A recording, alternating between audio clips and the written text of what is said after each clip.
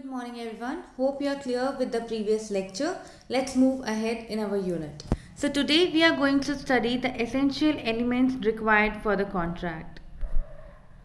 Let's begin. The term contract in ordinary sense means an agreement between two parties, two persons.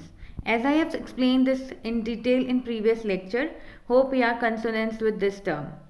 The law of contract seeks to regulate the behavior of persons who make contract so that any conflict arises between these persons later may be resolved.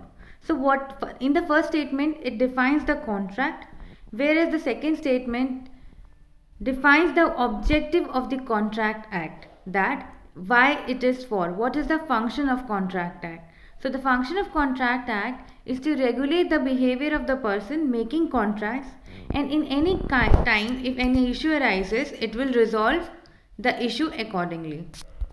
In the previous lecture I have asked you to go and download the PDF of contract act so that you are clear what I am teaching you, what are the concepts and where it has been placed in the bare act or the sections it has been said. Today I will start teaching you section wise so that you can understand the concept as well as remember the number or the section number given in the contract act. So basic sections which I am going to teach today is the contract act to section 2H. So meaning of contract is given in section 2H, which defines a contract. It is an agreement enforceable by law is a contract. So I have explained you the meaning of agreement first and what is the meaning of enforceability and how it becomes a contract. So you already know the concept, it's just a place you need to know that is section 2H says so. For example, C makes an agreement with D to sell him goods for rupees 25,000. The same example which I have given you in the previous lecture about selling of your phone to me in 15,000 rupees. So whether it is a contract or not. Another example you can see is B invites a friend S to dinner. He makes an elaborate preparation. S fails to turn up for the dinner and all the preparation made by B go waste. Since this was a contract between the parties, B cannot take S to the court for legal action against him for breaking the commitment to come for the dinner. How could it be said that the above was not a contract although it was clearly an agreement between the two parties? Similarly, I have given you example in the previous lecture, you asking your sibling to give a glass of water to you. Or say if I have made this lecture and I ask you to read it by 1 o'clock or say by today and you didn't do so. So can I bring a legal action against you because I have done all the hard work and preparation to make this lecture. But you haven't complied with your part of learning the lecture or seeing a lecture. So whether can I bring you to the legal court or not? Deciding this situations, there are many innumerable situations that will come in front of you. So how will you decide whether this thing is a contract or not? So let's see, how can we decide whether a particular situation comes under a contract act or not? So for that you have to have fulfilled the essential elements of a valid contract. There are 10 valid essential elements of a valid contract to make it a contract. So you have to check that whether this all 10 conditions are there in that agreement. If yes, then it would be a contract, and if not, then it won't be a contract. Just like any ingredients required for making any dish. If you make tea, you require certain dishes, certain ingredients like sugar, tea, milk. If you are making a milk tea, water, gas, everything. All that if present, it can be turned as a tea. Otherwise, it will be something else. Similarly, for contract, you have to have these 10 elements to make it a contract. Otherwise, it won't be a contract. It may be a simple agreement or a social agreement or social understanding, but it won't be called as a contract. So let's see what are the essential elements of a valid contract. An agreement or offer and acceptance. So it must have an agreement. Agreement can be made between two parties. One, the proposer, and the second, the proposee, which I have explained you in the first slide. So proposer is who is making a proposal, and offerer, he is also known as offerer. The offerer and proposer are synonymous terms. An agreement can be formed where there are two ingredients present: proposal and acceptance. So acceptance means agreeing to that proposal.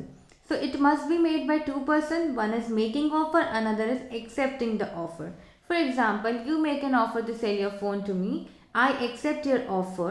So this becomes an agreement when I accept the offer, and hence it is the first ingredient. A person making a proposal and the person accepting the proposal. Here I have mentioned two terms: general offer and specific offer.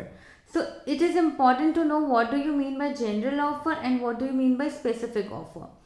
General offer means you announce in a class that I want to sell this phone. Anybody who is interested can take this phone at this price. So this would be a general offer. However, specific offers, as the name suggests, it will be specific to person. For example, you come down to me and ask me, ma'am, I want to sell my phone only to you. That means that would be a specific offer. A great example of general offer would be any employing agency making a publication in newspaper inviting proposals for their offer. That would be a general offer. However, specific offers are always made in specific way by communicating or by making letters or by mentioning name at least. So first ingredient would be an agreement. Second ingredient is the intention to create legal relationship. What does this mean? It means a person making an offer or accepting an offer, both the party should have intention to create a legal relation between them. Court would like to measure the degree of seriousness. Not every loose conversation, not any exchange of pleasantries, not a casual social commitment considered as a contract. So it is very important because it solves the example of your siblings wala example, that why it is not a contract, because it is a casual social commitment. So for a court, it must be there that the person must intend to have a legal relationship. For example, I have a home. I offer you my home because you are in need of a home for 2 days. Say, okay, ma'am, I have an exam. Can I stay in your home or in your somewhere in your home? Can I get a room? And if I given you that room for 2 days, suppose, so that is a pleasantry exchange for a particular time, event, necessity, or whatever, for a social relationship. I won't be asking anybody in the street to stay in my home, but only person whom I am acquainted with. So it is a kind of social commitment. But if I have given an publication in the newspaper that I want to rent my home, and the person who will be rented would be paying this much amount of money to me, and if the person come down and take home and rent and then do some misuse in my home, some illegal construction or illegal purpose he uses my home, then I can bring the person in the legal court of action. Or he, even if he do not pay me the rent for a while, 2-3 months say, I can bring that person in the court of law. Why? Because my intention was to create legal relation with that person, legal contract with that person, and I haven't given them home in social need, right? So this is the intention which you have to observe in case to case basis to understand whether that would be a contract or not. So let's go back to our previous example where we invite a friend S to dinner. So it is a dinner, a mere social commitment get together, so it can't be considered as a contract. However, this example where A agreement, C agrees with D to sell him some goods for rupees 25,000. So there is conditions which is there that C will sell something to the other will pay for that. There is no relationship mentioned about C and D. Who is C, who is D, it has not been mentioned. So it can't be considered as a social relation, and hence it can be a contract. But after fulfilling of all the rest 8 essential elements. So let's see what rest all are. Third is the competence of the parties. Everybody is able to make contract except minor, person of unsound mind, person who are disqualified by any other law. So competency of the contract is important because, as I said, if I do not have a competency of doing something, whether that will be valid or not. So for Indian Contract Act, it is mentioned that the person below 18 years of age cannot make contract, a person of unsound mind cannot make contract, and the person who are disqualified by any other law cannot make contract. The example of person disqualified by any other law are insolvents, convicts, and alien enemy.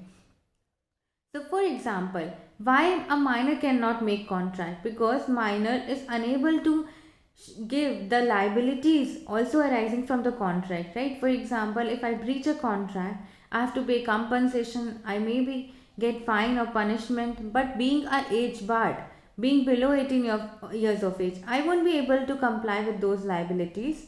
That is why minor is not supposed to make contract under Indian Contract Act. Second is unsound mind. Unsound mind, why? Because the person is not able to understand what would be the contract, what would be the consequences of the contract, what would be the terms and conditions of the contract. Therefore, a person who is unable to understand what it is, how can the person make the same? And the third one is that person who are disqualified by any other law. So a person who is disqualified by any other law, that means convicts, alien enemy, or anybody, cannot make contract. Fourth is the consideration, which is very important in terms of contract because it would be used frequently innumerable time whenever we are going to discuss contract. That means something in return.